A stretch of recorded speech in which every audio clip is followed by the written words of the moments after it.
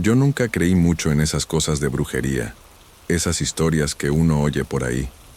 Pero cuando tienes 17 años y estás completamente enamorado de alguien que ni sabe que existes, haces cada tontería que ni te imaginas. Fue lo que me pasó cuando vivía en Tamaulipas, allá en el pueblo. Era 2019, estaba en tercero de prepa, y había una chava en mi salón que me traía completamente loco. Julia era preciosa, popular, andaba con el capitán del equipo de fútbol de la escuela. Yo era nomás otro nerd que se sentaba hasta atrás del salón y se quedaba babeando por ella de lejos. Mis cuates siempre me molestaban. Decían que no tenía ni una oportunidad, que mejor la olvidara. Pero no podía sacármela de la cabeza. Me la pasaba horas imaginando cómo sería si me viera de la manera que veía a su novio. Era una obsesión de verdad, de esas que te consumen por dentro y no puedes pensar en otra cosa. Un día, platicando con mi abuela, me contó unas historias raras sobre trabajos que hacía la gente antes para conquistar a quien querían. Mi abue siempre fue medio supersticiosa, creía en curanderas, esas cosas. Me habló de una señora que vivía en las orillas de la ciudad, doña Concepción, que hacía trabajos para la gente. Dijo que era peligroso, que meterse con esas cosas podía salir muy mal, pero que conocía gente que había conseguido lo que quería. En ese momento, pensé que todo era pura tontería, pero la idea se me quedó en la cabeza. Empecé a buscar en internet sobre amarres, limpias, todas esas cosas. Leí cada cosa rara, rituales complicados, historias de gente que decía que les había funcionado. La mayoría parecía puro cuento, pero algunas cosas me llamaron la atención, sobre todo cuando leí que necesitabas algo personal de la persona, alguna cosa que hubiera usado o tocado. Fue ahí que empecé a planear cómo conseguir algo de Julia. La oportunidad se presentó un viernes, después de la clase de educación física. Las chavas siempre dejaban sus cosas en el vestidor y se iban a bañar. Me quedé al pendiente y vi cuando Julia colgó la blusa del uniforme en el gancho. Mi corazón estaba disparado, las manos sudando frío, pero sabía que era mi oportunidad. Esperé a que salieran todos. Le inventé una excusa al maestro de que se me había olvidado algo y me metí al vestidor. Su blusa estaba ahí, oliendo al perfume dulce que siempre usaba. La agarré rapidito y la metí en la mochila, sintiéndome como si estuviera cometiendo el crimen más grande del mundo. El resto del día fue una tortura. Me la pasé imaginando si alguien me había visto, si ella se iba a dar cuenta de que la blusa había desaparecido. Pero aparentemente pasó desapercibido. Seguro pensó que la perdió o se le olvidó en su casa. Esa noche, casi no pude dormir, viendo la blusa y pensando en qué iba a hacer con ella. El sábado en la mañana, agarré mi bici y fui a buscar a la tal doña Concepción. Vivía en un barrio bien sencillo, en una casita chiquita con un patio lleno de plantas raras. Cuando toqué la puerta, una señora bajita, como de 60 años, me abrió. Tenía una mirada medio penetrante, de esas que parece que te está viendo por dentro. Le expliqué lo que quería, medio apenado, tartamudeando. Me vio de arriba a abajo, movió la cabeza y me dijo que estaba muy joven para esas cosas, que podía traer problemas. Pero cuando le enseñé el dinero que había juntado, eran 200 pesos, todo lo que había ahorrado de 2 meses, cambió de opinión. Me hizo pasar a un cuartito en el fondo de la casa, lleno de veladoras e imágenes de santos que no conocía, y un olor fuerte a incienso que casi me hizo toser. Agarró la blusa de Julia, la olió, e hizo una cara rara, como si hubiera sentido algo que no le gustó. «Esa muchacha tiene protección fuerte», me dijo, viéndome serio. «Va a estar difícil, y peligroso. ¿Estás seguro de que quieres hacer esto?» Le dije que sí, que estaba dispuesto a lo que fuera. Suspiró, agarró unas hierbas secas, una veladora roja, y empezó a preparar el ritual. Dijo que iba a invocar a una entidad que se llamaba Exu Trancarrúa, que era especialista en abrir caminos del amor, pero que cobraba caro por eso. Me preguntó si tenía alguna otra cosa de Julia. y me acordé de que una vez me había prestado una pluma en la clase de matemáticas. Todavía la tenía conmigo, guardada como un tesoro. Doña Concepción agarró la pluma también, puso todo en un plato de barro y empezó a prender las veladoras. El ambiente se puso aún más pesado. Parecía que el aire se había espesado. Empezó a murmurar unas palabras en un idioma que no entendía, echando las hierbas encima de las cosas de Julia. De repente, sentí un frío en la espalda, como si alguien hubiera entrado al cuarto, pero éramos nomás nosotros dos. La veladora empezó a parpadear de una manera rara, aunque no había aire. Doña Concepción hablaba cada vez más fuerte, sudando, con los ojos cerrados. En un momento, dejó de hablar y se quedó en silencio total como por 2 minutos. Cuando abrió los ojos, estaban diferentes, más oscuros, como si ya no fuera ella ahí. Con una voz más ronca, dijo: «El trabajo está hecho, muchacho, pero vas a pagar caro por esto. Esa muchacha te va a buscar, pero no como tú quieres. Prepárate». Después de eso, pareció volver a la normalidad, medio confundida, como si hubiera despertado de un sueño. Agarró las cenizas de las cosas quemadas, las puso en una bolsita y me la dio, diciéndome que la enterrara debajo de la ventana del cuarto de Julia a medianoche.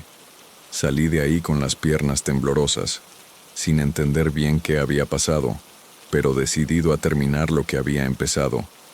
Esa noche, brinqué la barda de su casa. Sabía dónde quedaba porque ya había pasado por ahí varias veces, y enterré la bolsita debajo de la ventana, rezando para que nadie me viera. Los primeros días después del ritual fueron normales. Julia siguió igual, ni me volteaba a ver. Empecé a pensar que había tirado el dinero, que todo no era más que puro cuento. Pero el jueves de la semana siguiente, pasó algo raro. Estaba en la clase de historia cuando se volteó hacia atrás y me vio fijamente por unos segundos. No fue una mirada normal, fue intensa, casi espantosa. Sentí que mi corazón se aceleró. Pensé que por fin el trabajo estaba funcionando. Pero cuando le sonreí, hizo una cara de asco y se volteó rapidito. Me pareció raro, pero pensé que tal vez era parte del proceso, que estaba empezando a notarme. En el recreo, pasó junto a mí en el pasillo y me susurró: «Deja de verme. Raro». Me quedé confundido, porque ni la estaba viendo en ese momento. Pero bueno, por lo menos me había hablado, ¿no? Era un progreso, aunque medio raro. Las cosas empezaron a ponerse realmente raras la semana siguiente. Julia empezó a faltar a la escuela. Cuando aparecía, traía una cara pésima, ojeras profundas, como si no estuviera durmiendo bien. Una vez, la vi platicando con sus amigas en el patio, y la oí decir que estaba teniendo pesadillas raras, que sentía como si alguien siempre la estuviera observando. Se me heló el estómago cuando oí eso. ¿Será que tenía algo que ver con lo que hice? Empecé a preocuparme, pero al mismo tiempo tenía esperanza. Tal vez era el trabajo funcionando de verdad. Tal vez estaba empezando a pensar en mí, aunque fuera inconscientemente. Traté de acercarme a ella algunas veces. Le ofrecí ayuda con las materias, le pregunté si estaba todo bien. Pero siempre me rechazaba con grosería, a veces hasta con miedo en los ojos. Una vez, cuando le toqué el brazo para llamarle la atención, pegó un brinco y gritó como si le hubiera dado un toque. Fue ahí que empecé a darme cuenta de que algo estaba muy mal. Julia estaba claramente asustada, pero no conmigo directamente. Era como si estuviera viendo cosas que nadie más veía. Un día, en la clase de química, empezó a ver fijamente hacia un rincón vacío del salón, con los ojos bien abiertos de terror. La maestra le preguntó si estaba todo bien, y dijo que había alguien ahí, un hombre alto y oscuro que se quedaba viéndola. Obvio que no había nadie. La maestra la mandó a la enfermería, y yo me quedé con una opresión en el pecho terrible. Esa noche, no pude dormir pensando en lo que había dicho doña Concepción. Esa muchacha te va a buscar, pero no como tú quieres. Empecé a entender que tal vez había hecho una gran tontería. El trabajo estaba funcionando, pero de una manera completamente diferente a lo que esperaba. En lugar de hacer que se enamorara de mí, parecía que había invocado algo que la estaba espantando. El viernes de esa semana, Julia faltó otra vez. El sábado, supe por los compañeros que había ido a parar al hospital en crisis de pánico. Decía que la estaba persiguiendo una sombra, que ya no podía estar sola en ningún lado. Sus papás estaban desesperados. La llevaron con médico, psicólogo, hasta con el padre. Yo me estaba sintiendo como la peor basura del mundo. Lo que pensé que iba a ser una manera de conquistarla, se había vuelto una pesadilla. Decidí que tenía que deshacer lo que había hecho. Regresé a casa de doña Concepción el domingo en la mañana, desesperado. Le conté lo que estaba pasando. Le supliqué que deshiciera el trabajo. Me vio con una expresión de «te lo dije». Movió la cabeza y me dijo que no era tan fácil. Cuando te metes con esas fuerzas, muchacho, no les gusta que las manden. El exú que llamaste se encariñó con la muchacha. Ahora quiere algo a cambio para dejarla en paz. Le pregunté qué quería y me dijo que tenía que hacer otro ritual, más caro y más peligroso. Gasté todo el dinero que tenía.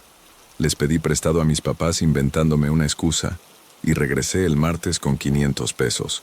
Doña Concepción hizo un ritual de limpia, como le dijo. Esta vez fue aún más intenso que el primero. Entró en trance otra vez, pero ahora parecía que estaba peleando con alguien invisible, gritando, sudando, temblando. En un momento, se cayó al suelo y se quedó unos minutos desmayada. Cuando despertó, dijo que había logrado convencer a la entidad de que dejara a Julia en paz, pero que yo iba a tener que pagar el precio. Te va a visitar algunas veces, me dijo. No te va a hacer daño, pero te va a recordar lo que hiciste. Es el precio por haberte metido con fuerzas que no entiendes. Salí de ahí con más miedo todavía, pero por lo menos esperando que Julia estuviera bien. El miércoles regresó a la escuela. Se veía mejor, más tranquila, pero todavía evitaba cualquier contacto conmigo. Por lo menos las pesadillas habían parado, según lo que la oí comentar con sus amigas, pero mi parte del trato empezó esa misma semana. El jueves en la noche, estaba estudiando en mi cuarto cuando sentí una presencia rara. Volteé hacia el rincón del cuarto y vi una sombra alta, exactamente como había descrito Julia. No tenía cara definida, pero yo sabía que me estaba viendo.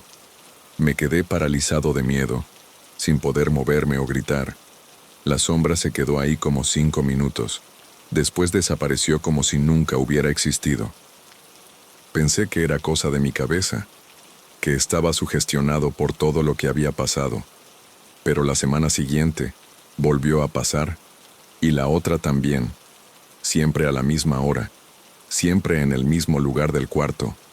La sombra aparecía, se quedaba observándome en silencio, y después desaparecía. Nunca trató de hacerme daño o hacer cualquier cosa, pero la sensación era horrible. Era como si me estuviera juzgando, como si esa cosa me estuviera recordando constantemente la tontería que había hecho. Empecé a tener insomnio, a ponerme nervioso, a bajar de peso. Mis papás se dieron cuenta de que algo estaba mal, pero no podía contar la verdad. Me inventé que estaba estresado con el examen de admisión, con la presión de la escuela. Me llevaron con el doctor, que me recetó unos calmantes, pero no sirvió de nada. La sombra siguió apareciendo religiosamente, siempre los jueves en la noche. Traté de dormir fuera de casa esos días, pero me encontraba donde quiera que estuviera. Una vez, estaba en casa de mi primo, y apareció ahí también. Mi primo no vio nada, claro, pero yo sabía que estaba ahí. Empecé a entender que esto iba a ser para siempre, que era el precio que iba a tener que pagar por el resto de mi vida por haberme metido con cosas que no entendía. Julia, por lo menos estaba bien. Volvió a andar con el capitán del equipo, volvió a ser la chava popular y feliz de siempre. A veces, cuando nuestras miradas se cruzaban en el pasillo, veía un destello de algo en sus ojos, como si supiera que yo tenía algo que ver con lo que pasó. Pero nunca dijo nada, nunca me enfrentó. Terminé la prepa cargando ese peso. Pasé el examen de admisión y me mudé a la capital para estudiar la carrera. pensando que tal vez la distancia haría diferencia, pero no la hizo. La sombra me siguió. Aunque estuviera lejos de Tamaulipas, lejos de Doña Concepción, lejos de Julia, siguió apareciendo todos los jueves en la noche. Aprendí a vivir con eso, de cierta manera. Siempre dejo los jueves libres. No hago citas importantes. No salgo con nadie. Me quedo en casa. Espero a que aparezca, haga su visita y después desaparezca. Es como tener una cita semanal con lo sobrenatural. Mis cuates de la universidad piensan que tengo alguna manía rara, que soy medio antisocial los jueves. Si supieran la verdad, ya traté de contarle a algunas personas cercanas, pero nadie me cree. Piensan que es depresión, ansiedad, trauma de adolescente. Tal vez es más fácil que piensen así. Yo mismo a veces dudo de mi cordura. Me pregunto si no estoy loco. Pero la sombra sigue ahí, real como cualquier otra cosa en mi vida. Ya van casi 5 años desde que todo empezó. Traté de regresar con Doña Concepción algunas veces, pero la casa siempre estaba cerrada. Los vecinos dijeron que se mudó, que nadie sabía para dónde. Busqué otros lugares, otras personas que se meten con esas cosas, pero todos dicen lo mismo, que es un trabajo muy antiguo y poderoso, que no se puede deshacer completamente. Algunos sugirieron otros rituales, otras ofrendas, pero yo aprendí mi lección. No me voy a meter más con eso nunca en la vida. Prefiero vivir con mi visita semanal que arriesgarme a empeorar aún más la situación. Julia, por lo que sé a través de las redes sociales, está bien. Se graduó, está saliendo con otro chavo, se ve feliz. A veces me pregunto si se acuerda del periodo raro que pasó en tercero de prepa, si todavía tiene pesadillas, si siente algo extraño. Espero que no. Espero que haya logrado olvidar todo y seguir adelante. Yo, por otro lado, cargo esto conmigo todos los días. No es solo la visita del jueves, es la culpa, el remordimiento, la conciencia de lo que hice. Aprendí de la peor manera posible que el amor no se fuerza, que no existe atajo para conquistar a alguien. Lo que sentía por Julia ni era amor de verdad, era obsesión, era egoísmo puro. La quería para mí sin importarme lo que ella sintiera, sin respetar su voluntad. Y por eso, casi destruyo la vida de una persona inocente. La sombra que me visita todas las semanas es más que un espanto. Es un recordatorio constante de lo que hice, del tipo de persona que fui, en cierto sentido, creo que me lo merezco. Es una forma de justicia cósmica, quién sabe. Hoy en día, a los 22 años, tengo una novia que conocí en la universidad. Es increíble, me ama de verdad, y yo la amo a ella también, pero nunca le he contado sobre la sombra y sobre lo que pasó en Tamaulipas. La sombra todavía me visita todos los jueves. Ya se volvió rutina, parte de mi vida, pero cada año me doy cuenta de que está cada vez más débil, menos nítida.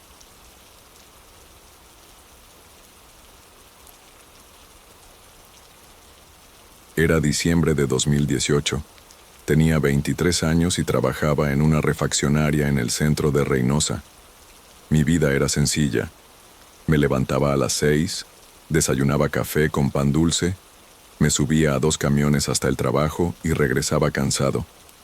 Vivía con mis papás en una casa chiquita de 2 cuartos, con piso de mosaico desgastado y paredes que hacían eco cuando llovía. Mi hermano Carlos se había casado hacía 2 años con Esperanza, una mujer de Matamoros que siempre me pareció rara, muy callada, con ojos que parecían ver cosas que nosotros no veíamos. Tenía manías raras, nunca se sentaba de espaldas a la puerta, siempre bendecía la comida antes de comer, aunque no fuera ella quien cocinara. En esa época yo pensaba que era nomás su manera de ser, pero ahora me doy cuenta de que eran señales de algo que debería haber notado. La reunión familiar se organizó para el 22 de diciembre, un sábado, en casa de mis papás para celebrar el cumpleaños de mi tía Rosa. Mi mamá se pasó la semana preparando todo, limpiando la casa, comprando ingredientes para tamales y pozole, arreglando la sala para que cupiéramos todos. Llegaron mis tíos, primos, vecinos cercanos y, claro, Carlos y Esperanza. Ella vino vestida con falda larga oscura y blusa blanca, cabello recogido en un chongo, trayendo una bolsa misteriosa. Durante la cena comió poquito, más bien empujaba la comida en el plato, jugando nerviosa con un cordón con piedritas de colores en el cuello. Después de la cena, cuando todos estábamos en la sala platicando y riéndonos, Esperanza se levantó y dijo que quería enseñarle algo a la familia. Esperanza sacó de la bolsa unas veladoras blancas, un vaso con agua y papeles con escritos que no pude identificar. Dijo que tenía un don de comunicación espiritual desde chiquita, que podía servir de puente entre nuestro mundo y el de los espíritus. Mi papá puso cara de desconfianza, pero no dijo nada para no arruinar el ambiente de la fiesta. Pidió silencio, prendió las veladoras, puso el vaso en el centro de la mesa de centro. El ambiente cambió al instante. Se puso más pesado, como si el aire se hubiera espesado de una manera que me hizo sentir incómodo. Esperanza se sentó frente a la mesa, cerró los ojos y empezó a respirar profundo, como si se estuviera preparando para algo importante. La sala se quedó en silencio total. Solo se oían carros en la calle y el tic-tac del reloj de la pared. Se quedó así como 5 minutos, respirando profundo y moviendo los labios como si rezara bajito. De repente empezó a temblar ligeramente, primero las manos, después los brazos, luego todo el cuerpo balanceándose de una manera que no se veía natural. Mi mamá me agarró la mano. Sentí que ella también estaba nerviosa. Esperanza abrió los ojos, pero ya no eran sus ojos. Era como si una persona completamente diferente estuviera viendo a través de ellos. Cuando empezó a hablar, la voz que salió no era la suya. Era de un hombre mayor, ronca y rasposa, con acento que no podía identificar. La voz dijo ser el espíritu de don Aurelio, que había muerto hacía muchos años y quería hablar con la familia. Era imposible que fuera Esperanza hablando. Era completamente diferente. Hasta la manera de formar las palabras era otra. Don Aurelio dijo que conocía a nuestra familia desde generaciones, que había sido amigo de mi bisabuelo, y empezó a contar detalles sobre nuestra historia que ni mis papás sabían. Habló sobre un terreno que mi bisabuelo perdió en un juego de cartas, sobre una pelea que mi abuelo tuvo con un vecino por unas gallinas. Mi tía Rosa se puso pálida cuando mencionó el nombre de un hermano suyo que murió de niño, un hermano del que nunca hablaba y que la familia evitaba mencionar. Yo estaba viendo a mi cuñada hablar con voz de hombre muerto, contando secretos de mi familia que yo no conocía. Después de 15 minutos, Esperanza tembló otra vez, más fuerte, y la voz cambió completamente. Ahora era una voz de mujer joven, dulce y melodiosa, que se presentó como María Elena, muerta en un accidente de carro en los años 1960. Habló sobre cómo era la vida en su época. Describió calles de Reynosa que ya no existían, tiendas cerradas desde hacía décadas, gente muerta desde hacía mucho tiempo. Mi papá, nacido en los años 1950, confirmaba todo lo que decía, quedándose impresionado y asustado. María Elena habló sobre la nostalgia de la vida, sobre estar atrapada entre dos mundos, y empezó a llorar, lágrimas reales bajando por la cara de Esperanza. Pero no era llanto de Esperanza, era llanto de otra persona, con tristeza que venía de muy lejos, de mucho tiempo atrás. El tercer cambio fue el más espantoso. Esperanza dejó de llorar y volvió a hablar con voz de niña, una chamaquita llamada Lupita. La voz era aguda, inocente, pero con tristeza profunda que me puso los pelos de punta. Lupita dijo que murió muy chiquita, que extrañaba a su mamá, preguntó si alguien conocía a su familia. Describió una casa cerca del río, con patio grande donde jugaba con muñecas. Habló sobre un perro llamado Canelo. La voz era tan convincente que por un momento se me olvidó que era Esperanza la que estaba sentada ahí. Era como si realmente hubiera una niña muerta hablando a través de ella, pidiendo ayuda para encontrar a su familia. Mi mamá empezó a llorar, conmovida por la tristeza en la voz de la niña, y hasta mi papá estaba visiblemente emocionado. Lo que más me impresionaba era la naturalidad con que cada espíritu hablaba, como si fueran personas diferentes usando el cuerpo de Esperanza. Tenían gestos propios, maneras particulares de moverse, expresiones faciales que cambiaban completamente de uno a otro. No era solo la voz lo que cambiaba, era toda la personalidad, toda la manera de ser. Mi hermano Carlos estaba visiblemente incómodo, se movía nervioso en la silla. Veía a Esperanza con expresión que mezclaba preocupación y miedo. Empecé a darme cuenta de que aquello no era novedad para él, que probablemente ya había presenciado esas situaciones antes, en casa, solo con ella. La idea de que mi hermano convivía con eso regularmente me dio escalofríos. Fue cuando apareció un espíritu diferente de los otros, más siniestro, amenazador. La voz era baja, casi susurro, pero cargada de malicia que me heló la sangre. Se presentó solamente como el que observa. Dijo que había estado ahí mucho tiempo, observando a nuestra familia, conociendo nuestros secretos. A diferencia de los otros espíritus, que parecían benevolentes, este tenía energía pesada, opresiva, que hizo que el ambiente se pusiera denso y sofocante. Empezó a hablar sobre cosas que nadie debería saber, secretos íntimos de cada persona presente, cosas que daban pena, que lastimaban. Habló sobre traiciones, problemas económicos escondidos, depresiones silenciosas. Cada revelación era como una puñalada, exponiendo heridas que nadie sabía que existían. El espíritu siniestro empezó a hablarme directamente. Me llamó por mi nombre con familiaridad espantosa. Dijo que me conocía desde niño, que me había visto crecer, que sabía sobre mis miedos, sueños, deseos secretos. Habló sobre cosas que nunca le conté a nadie, pesadillas de cuando era chiquito, situaciones penosas de la escuela que nunca mencioné ni a mis papás. La voz salía de la boca de Esperanza, pero era como si alguien me susurrara directamente al oído, demasiado íntimo, demasiado invasivo. Dijo que yo era especial, que tenía potencial que no conocía. Me ofreció conocimiento, poder, capacidad de ver más allá del velo, pero había algo en la oferta que me dio náuseas.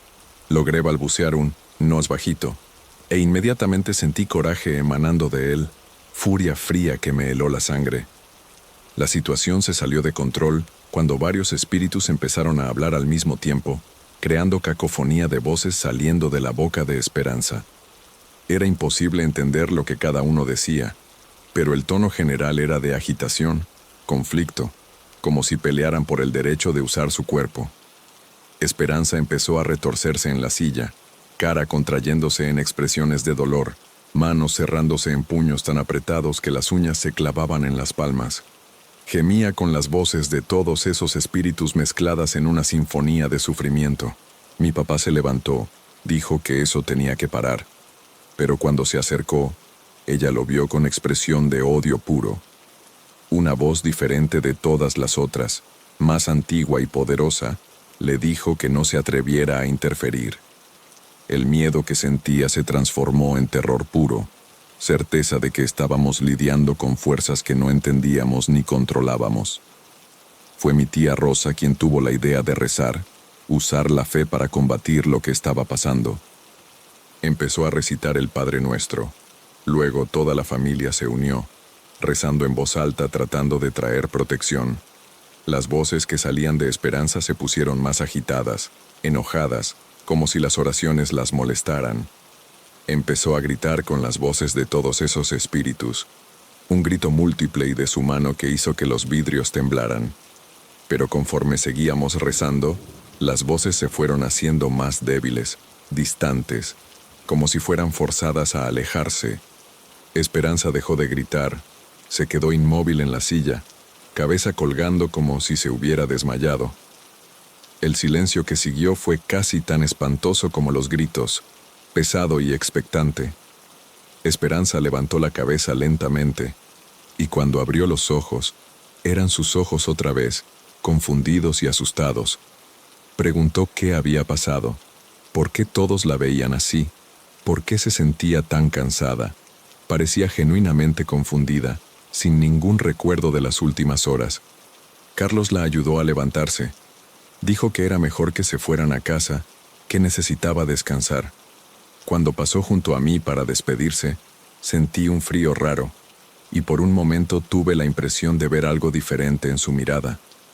Pero fue solo un segundo. Después sonrió con esa sonrisa tímida que yo conocía. Agradeció por la noche y pidió disculpas si había causado molestias. En los días siguientes, no podía dejar de pensar en lo que había pasado. Trataba de convencerme de que fue algún truco, pero sabía que no era posible. Nadie podría fingir tantas voces diferentes, personalidades distintas, conocimientos específicos sobre décadas pasadas. La realidad absoluta de lo que presencié me atormentaba. Esos espíritus eran reales, hablaban a través de esperanza, tenían conocimientos propios. Empecé a tener sueños raros, presentimientos que se cumplían, sensación constante de estar siendo observado. Algunas semanas después, busqué a Esperanza para entender qué me estaba pasando. Me dijo que había sido tocados esa noche, que mi presencia en una manifestación tan intensa despertó capacidades dormidas en mí.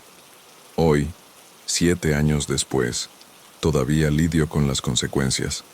Vivo sabiendo que existe un mundo paralelo poblado por entidades que la mayoría nunca percibe, pero que siempre están ahí, siempre observando, siempre buscando maneras de interactuar con nosotros.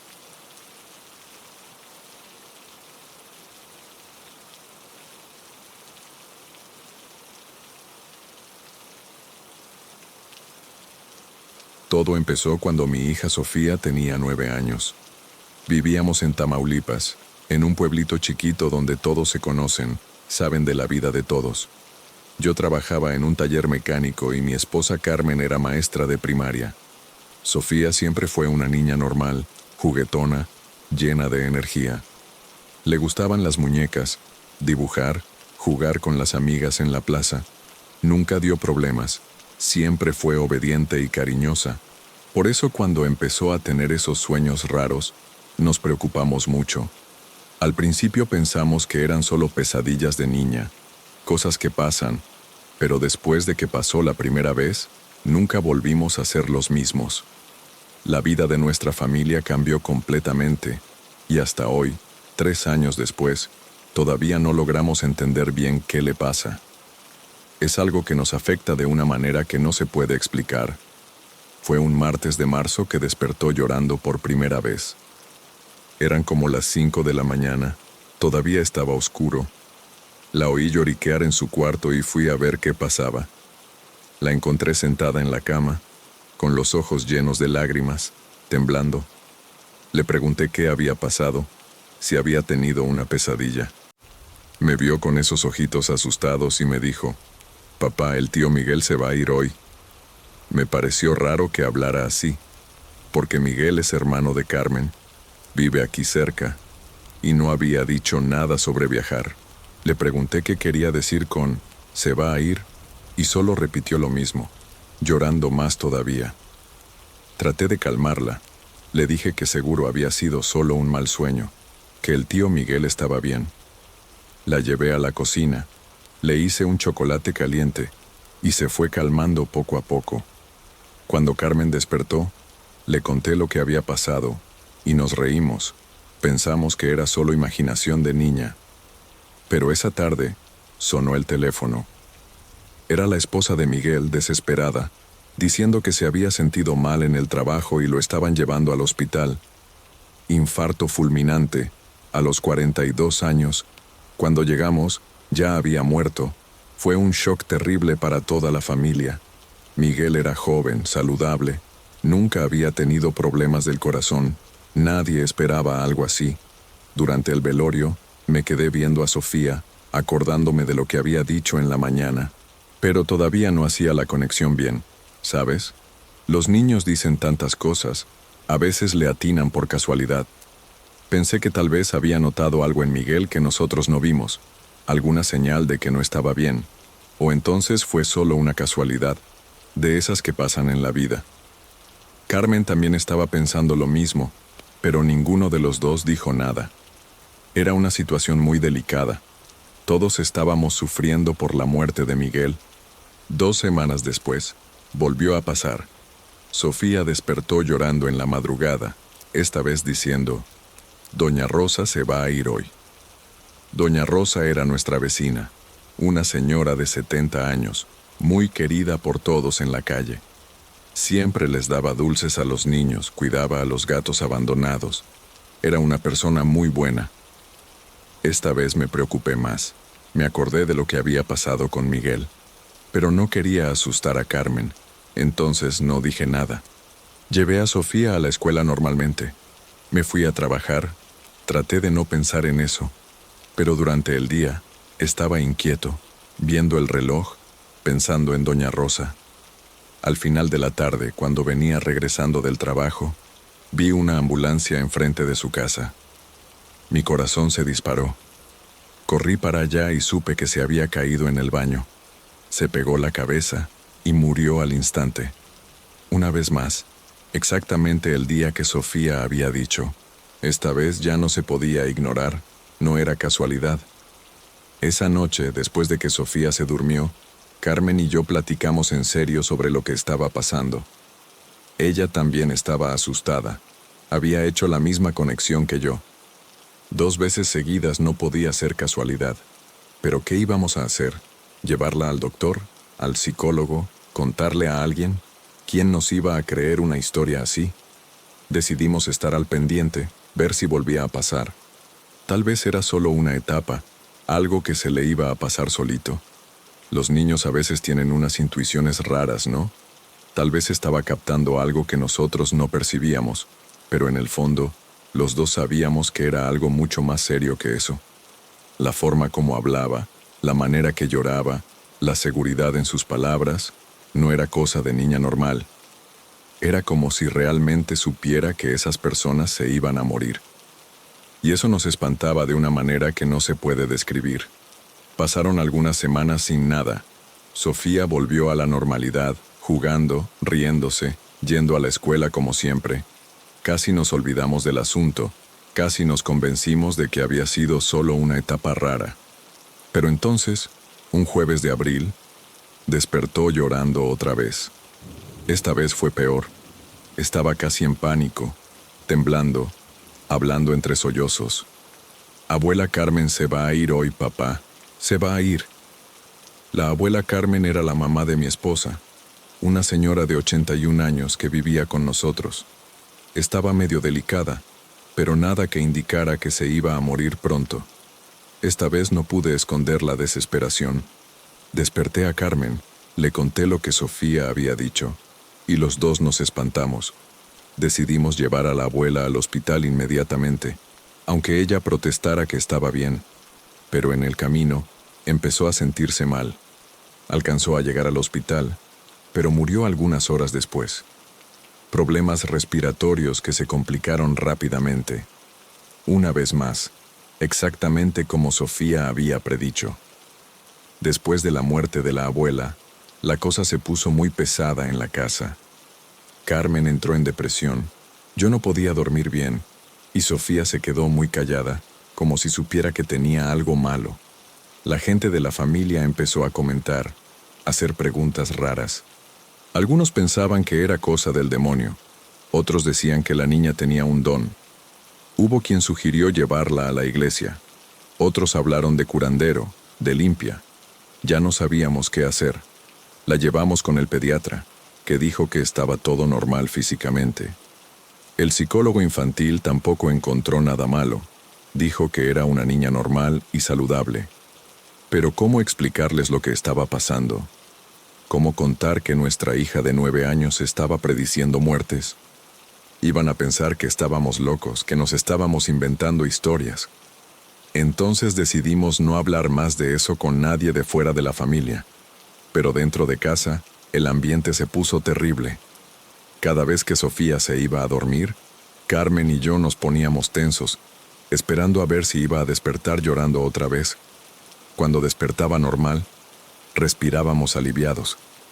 Pero cuando despertaba llorando, nuestro mundo se desplomaba, porque ya sabíamos lo que venía después. Ya sabíamos que alguien se iba a morir ese día, y no había nada que pudiéramos hacer para impedirlo. Tratamos algunas veces de avisar a las personas, inventar excusas para que no salieran de casa, para que tuvieran cuidado. Pero, ¿cómo explicar sin parecer locos? Y aun cuando lográbamos convencer a alguien de tener cuidado, la muerte siempre encontraba una manera. Era como si fuera inevitable, como si el destino de esas personas ya estuviera sellado. Sofía era solo la mensajera, no tenía control sobre nada, y eso nos desesperaba aún más, porque no podíamos hacer nada para ayudar. Los meses fueron pasando, y Sofía siguió teniendo esos sueños de vez en cuando. No era todas las semanas, a veces pasaba un mes sin nada, pero cuando pasaba, siempre era lo mismo. Despertaba llorando, decía que fulano se iba a ir, y la persona moría el mismo día. Siempre personas cercanas, conocidos de la familia, vecinos, compañeros de trabajo. Nunca extraños, siempre gente que conocíamos. Eso hacía todo aún más difícil, porque estábamos obligados a convivir con la muerte de personas queridas, sabiendo que iba a pasar pero no pudiendo hacer nada. Carmen empezó a tener crisis de ansiedad. Yo empecé a tomar más de lo normal. Nuestra relación se puso tensa. Discutíamos por cualquier cosa. Era como si la casa se hubiera maldecido, como si la muerte siempre estuviera rondando a nuestra familia. Y en el centro de todo eso estaba nuestra hijita, cargando un peso que ningún niño debería cargar. Un día, platicando con Sofía, le pregunté cómo eran esos sueños. ¿Qué veía exactamente? Me dijo que soñaba con las personas yéndose por un camino oscuro y que había un hombre alto que venía a buscarlas. Dijo que el hombre no era malo, que solo estaba haciendo su trabajo, pero que ella se ponía triste porque sabía que las personas no iban a regresar. Le pregunté si podía ver quién iba a ser la siguiente, y me dijo que solo sabía en el momento del sueño, cuando despertaba. También dijo que a veces sentía cuando alguien se iba a enfermar, pero que solo tenía certeza de la muerte cuando soñaba con el camino oscuro. Oírla hablar así con tanta naturalidad sobre la muerte, me partió el corazón. Una niña de 9 años no debería saber esas cosas, no debería cargar ese peso. Pero al mismo tiempo, veía que ella estaba lidiando con eso mejor que Carmen y yo. Era como si hubiera aceptado que eso era parte de ella, que era algo que no podía cambiar. Decidimos mudarnos de Tamaulipas. Pensamos que tal vez cambiando de lugar, Sofía dejaría de tener esos sueños. Tal vez era algo relacionado con la ciudad, con la gente de aquí. Vendimos la casa, conseguí trabajo en un taller en Monterrey y nos mudamos cuando cumplió 10 años. Los primeros meses fueron tranquilos. Parecía una niña normal otra vez. Hizo amigos en la escuela nueva, se adaptó bien. Empezamos a tener esperanza de que todo había quedado atrás. Pero después de 4 meses en la ciudad nueva, despertó llorando otra vez. Esta vez fue el portero de nuestro edificio, un señor muy simpático que siempre platicaba con ella. Murió de derrame ese mismo día. Nos dimos cuenta de que no servía huir, que eso la iba a acompañar donde quiera que fuera. No era el lugar, era ella. Era algo dentro de ella que no entendíamos y no sabíamos cómo manejar. Regresamos a Tamaulipas algunos meses después, derrotados y aún más confundidos. Hoy Sofía tiene 12 años. Los sueños continúan, pero menos frecuentes. Aprendió a convivir con eso. Desarrolló una madurez que no es normal para su edad. A veces la veo viendo a las personas de manera diferente, como si estuviera viendo algo que nosotros no vemos. Nunca se queja, nunca pregunta por qué le pasa eso. Lo acepta como si fuera algo natural, parte de su vida. Carmen y yo todavía estamos tratando de entender, todavía buscamos respuestas. Ya la llevamos con todo tipo de personas: doctores, psicólogos, padres, curanderos. Nadie logra explicar.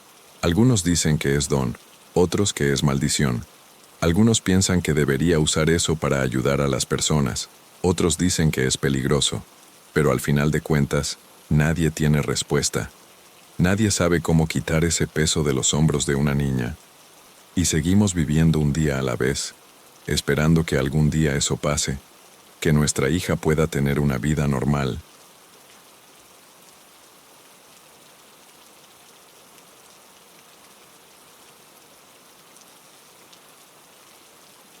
Eso pasó en 2005, cuando trabajaba como ingeniero en una constructora chiquita aquí en Tamaulipas. En esa época tenía 32 años, estaba empezando la carrera, medio ansioso por demostrar trabajo y subir en la empresa. Siempre fui una persona práctica, que no cree mucho en esas cosas de aparecidos, fantasmas, esas historias que cuenta la gente. Mi familia siempre fue católica, pero yo era de esos que solo iba a misa el domingo por obligación, ¿sabes? No le hacía mucho caso a esas cosas espirituales. Pensaba que todo era superstición, cosa de gente sin estudios. Pero después de lo que pasó con Ramón, mi vida cambió completamente. Hoy voy a la iglesia todas las semanas. Me santiguo todos los días antes de salir de casa. Y aún así no logro tener paz. Porque hay cosas en esta vida que uno solo entiende cuando le pasan. Y cuando entiende, ya es muy tarde para echarse para atrás. Ramón era un obrero con experiencia. Trabajaba en la construcción desde hacía más de 15 años. Era un hombre sencillo, papá de 3 niños chiquitos. Siempre llegaba temprano al trabajo y nunca daba problemas. A todos les caía bien. Era de esos tipos que hacen el trabajo sin quejarse, siempre con una sonrisa en la cara. En esa época, estábamos construyendo un edificio residencial de 4 pisos, y Ramón trabajaba principalmente con los andamios, armando y desarmando según la necesidad de la obra. Conocía bien el trabajo, sabía de los riesgos, siempre usaba los equipos de seguridad. Pero ese día de octubre, yo tenía prisa por terminar una etapa de la obra. El dueño de la constructora estaba presionando con los plazos, y yo sentí la presión. Fue ahí que cometí el error más grande de mi vida profesional. No hice la inspección de seguridad de los andamios como debería haberlo hecho. Confié en que todo estaba bien, que la gente sabía lo que hacía. Firmé la autorización sin verificar bien. A la mañana siguiente, estaba en la oficina de la obra cuando oí los gritos. Corrí para afuera y vi a Ramón tirado en el suelo, en un charco de sangre. El andamio se había venido abajo. Se cayó de una altura de casi 10 metros. Los otros obreros estaban desesperados, tratando de auxiliarlo, pero se veía que estaba muy grave. Llamamos la ambulancia inmediatamente, pero cuando llegó al hospital, los doctores dijeron que ya no había nada que hacer. Murió en la mesa de operaciones, dejando a la esposa y a los 3 niños chiquitos. La investigación después mostró que una de las trabas del andamio estaba defectuosa, que debería haberse cambiado antes de autorizar el uso. Era exactamente el tipo de cosa que yo debería haber verificado en la inspección de seguridad.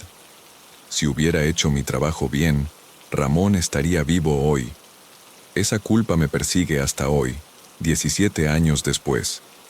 Pero en esa época, todavía no sabía que me iba a perseguir de una manera mucho más literal de lo que me imaginaba. El funeral de Ramón fue terrible. Ver a su esposa llorando, a los niños chiquitos sin entender qué estaba pasando, fue desgarrador. Fui al velorio, traté de hablar con la familia, pedir disculpas, pero las palabras no salían. ¿Qué iba a decir? ¿Que fue mi culpa? ¿Que si hubiera hecho mi trabajo bien, el esposo y papá de ellos estaría vivo? Me quedé ahí parado, sintiéndome como la peor basura del mundo, cargando una culpa que parecía que me iba a aplastar. Después del entierro, traté de seguir adelante, continuar trabajando, pero no podía concentrarme. Cada vez que veía un andamio, me acordaba de Ramón cayéndose. Cada vez que firmaba una autorización de seguridad, me temblaban las manos. Empecé a tomar más de lo normal, a tener insomnio, a enojarme por cualquier cosa. Mi esposa notó que estaba diferente, pero no podía contarle lo que había pasado. ¿Cómo explicar que yo era responsable de la muerte de un hombre? ¿Cómo admitir que mi negligencia había destruido una familia? Fueron como 2 semanas después del accidente que empezaron los ruidos raros en casa. Al principio, pensé que era problema en la tubería o algún vecino haciendo remodelación. Eran golpes en las paredes, como si alguien estuviera martillando del otro lado. Siempre en la noche, siempre cuando estaba tratando de dormir. El sonido era bien específico. Toc, toc, toc, en una secuencia rítmica. como si alguien estuviera trabajando con martillo y clavo. Mi esposa también lo oía. Se quejaba de que no podía dormir por el ruido. Llamamos a un plomero, a un electricista, hasta a un albañil para verificar si había algún problema en la estructura de la casa. Nadie encontró nada. Las paredes estaban normales, no había fuga, no había problema eléctrico. Pero el ruido continuaba, todas las noches, siempre a la misma hora. Era como si alguien estuviera trabajando dentro de las paredes de mi casa. Y lo peor es que el sonido me recordaba el trabajo en la construcción, el ruido que hacía Ramón cuando estaba armando los andamios. Las pesadillas empezaron poco después de los ruidos. Al principio eran confusas, medio sin sentido. Soñaba que estaba en la obra, que veía a Ramón trabajando en los andamios, pero cuando trataba de hablar con él, no me oía. Después los sueños se fueron haciendo más claros, más espantosos. Veía a Ramón cayéndose del andamio, pero en cámara lenta, y me veía a los ojos mientras se caía, con una expresión de decepción y coraje. Despertaba sudando frío, con el corazón disparado, sin poder volver a dormir. Mi esposa se preocupaba, decía que gritaba mientras dormía, que decía el nombre de Ramón. Traté de tomar medicina para dormir, pero no sirvió. Las pesadillas continuaban, haciéndose cada vez más intensas. Era como si Ramón estuviera tratando de decirme algo, como si no hubiera logrado descansar en paz, y yo empezaba a entender que tal vez no era solo culpa en mi cabeza. Tal vez era algo más serio, algo que no podía explicar con lógica. Después de un mes, las pesadillas cambiaron completamente. Ahora Ramón ya no se estaba cayendo del andamio, me estaba persiguiendo, tratando de matarme de varias formas diferentes. Soñé que me empujaba de un edificio alto, que me atacaba con un martillo, que me estrangulaba con sus propias manos. Siempre por la espalda, siempre cuando no me lo esperaba. Era como si quisiera hacerme sentir el mismo miedo que él sintió cuando se dio cuenta de que se iba a caer, la misma sensación de traición cuando descubrió que yo no había hecho mi trabajo bien. Los sueños eran tan reales que despertaba con dolores en el cuerpo, como si realmente me hubieran atacado. Una vez desperté con marcas en el cuello, como si alguien hubiera tratado de estrangularme. Mi esposa se espantó. Quiso llevarme al doctor, pero ¿cómo explicar que eran marcas de un muerto? ¿Cómo contar que me estaba apareciendo un hombre que murió por mi culpa? Empecé a tener miedo de dormir. Me quedaba despierto toda la noche, oyendo los golpes en las paredes y esperando la siguiente pesadilla. La situación se volvió insostenible cuando los ataques empezaron a pasar también durante el día. Estaba en la oficina de la constructora cuando sentí una mano helada en mi hombro. Volteé para atrás y no había nadie, pero la sensación era demasiado real para ser imaginación. Otra vez, estaba subiendo una escalera en la obra cuando sentí que alguien me empujaba por la espalda. Casi me caí. Logré agarrarme del barandal a última hora.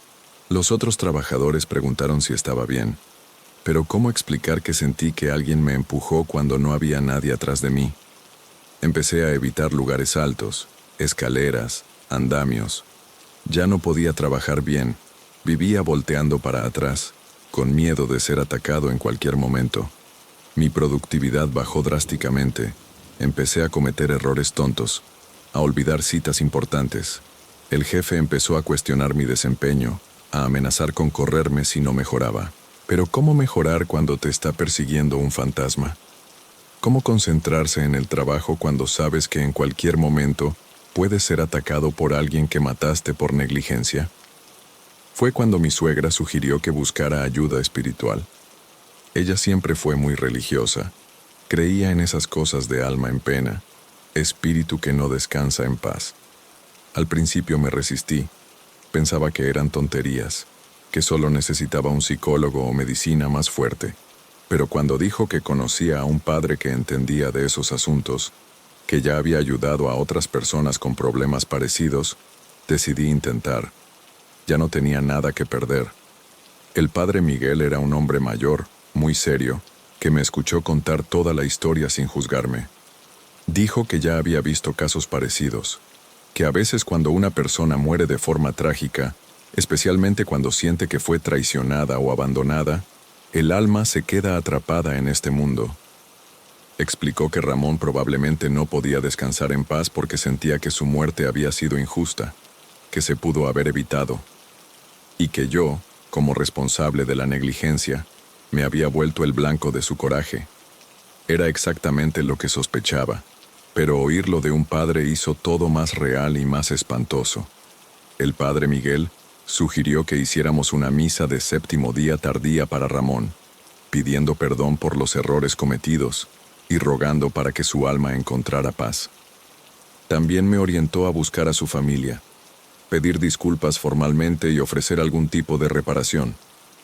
Dijo que mientras no asumiera mi responsabilidad y tratara de reparar el mal que causé, el espíritu de Ramón me seguiría persiguiendo. Fue una de las conversaciones más difíciles de mi vida. ¿Cómo llegar con la viuda de un hombre y decir que eres responsable de la muerte de su esposo? ¿Cómo ver a los ojos de los niños huérfanos y admitir que fue tu negligencia la que los dejó sin papá? Pero sabía que tenía que hacerlo, no solo para librarme de la aparición, sino porque era lo correcto. Me tardé 2 semanas en juntar valor, pero finalmente fui a casa de la familia de Ramón. Fue el día más difícil de mi vida, pero también el más importante. La esposa de Ramón, doña Carmen, me recibió con una dignidad que me impresionó. Cuando le conté la verdad sobre el accidente, sobre mi negligencia en la inspección de seguridad, no gritó, no me insultó, no me corrió de su casa. Solo se quedó en silencio por mucho tiempo, con lágrimas en los ojos. Después dijo que ya sospechaba que había algo malo, que Ramón siempre fue muy cuidadoso con la seguridad, que no tenía sentido que se hubiera accidentado por descuido propio. Me pidió que le contara todos los detalles. Quería entender exactamente qué había pasado. Fue doloroso, pero le conté todo. No escondí nada. Le ofrecí ayuda económica para la familia. Me comprometí a pagar los estudios de los niños, a hacer lo que fuera necesario para reparar el mal que causé. Aceptó la ayuda, pero dijo que lo más importante era que había tenido valor de asumir la responsabilidad. Dijo que iba a perdonar, no por mí, sino por Ramón, porque él era un hombre bueno que no le gustaría ver a nadie sufriendo por su culpa. Después de esa plática, organizamos la misa que había sugerido el padre Miguel. Fue un jueves en la tarde, en la iglesia del barrio donde vivía Ramón. Estaba yo, mi familia, su familia, algunos compañeros de trabajo. El padre hizo una ceremonia bonita, pidiendo perdón por los errores cometidos y rogando para que el alma de Ramón encontrara paz. Durante la misa, sentí una sensación rara, como si se hubiera quitado un peso de mis hombros. Era como si Ramón estuviera ahí, oyendo las oraciones, aceptando la petición de perdón. Esa noche, por primera vez en 2 meses, dormí sin pesadillas. No oí ruido de martillo en las paredes. No sentí presencias raras. No desperté con miedo. Fue como si finalmente Ramón hubiera logrado descansar en paz. Pero aún así, sabía que iba a cargar esa culpa por el resto de mi vida. No porque me estuviera apareciendo, sino porque era mi responsabilidad como ser humano acordarme del error que cometí y hacer lo posible para nunca repetirlo. 17 años han pasado desde entonces. Cambié de profesión, ya no pude trabajar en la construcción. Hoy trabajo en una empresa de consultoría en seguridad laboral, ayudando a otras empresas a evitar accidentes como el que le pasó a Ramón. Es mi manera de tratar de reparar el mal que causé, de transformar mi experiencia terrible en algo que pueda salvar otras vidas. Mantengo contacto con la familia de Ramón hasta hoy. Sus hijos se graduaron de la universidad, tienen sus propias familias ahora. Doña Carmen se volvió a casar. Encontró un hombre bueno que la cuida a ella y a los niños como si fueran suyos. Me perdonó de verdad. Dice que Ramón estaría orgulloso de ver cómo cambié mi vida por lo que pasó. Pero sé que su perdón no borra mi responsabilidad. Cada vez que veo una obra en construcción, me acuerdo de Ramón. Cada vez que oigo ruido de martillo, pienso en esos 2 meses terribles cuando me aparecía. Y cada mañana, Antes de salir de casa me santiguo y pido protección, no solo para mí, sino para todas las personas que dependen de mi trabajo para estar seguras.